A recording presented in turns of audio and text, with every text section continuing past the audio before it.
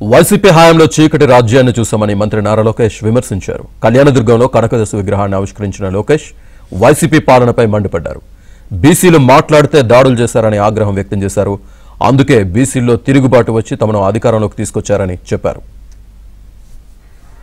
2019 నుంచి 24 వరకు మనం ఒక చీకటి రాష్ట్రం చూసాం, చీకటి రాజ్యం చూసాం. బీసీ సోదరులు బయటకు వచ్చి మాడితే ఆ రోజు మన ఎట్లా కొట్టి తరిమారో మనందరం చూసాం. మన బిడ్డల పైన ఏకంగా పెట్రోల్ పోసి తగలబెట్టి చంపిన రోజులు మనందరం చూసాం. అందుకే మా బీసీ సోదరులు ఒక తిరుగుబాటు వచ్చింది.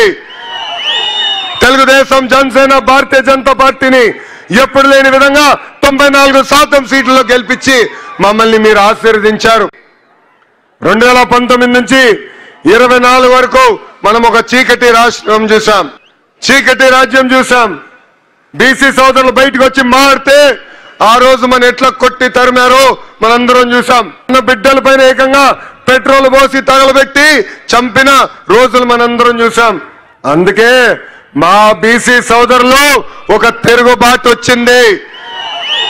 తెలుగుదేశం, జనసేన, భారతీయ జనతా పార్టీని ఎప్పుడు లేని విధంగా 94% సీట్లలో గెలిపించి మమ్మల్ని మీరు ఆశీర్వదించారు. 2019 నుంచి 24 వరకు మనం ఒక చీకటి రాష్ట్రం చూసాం, చీకటి రాజ్యం చూసాం.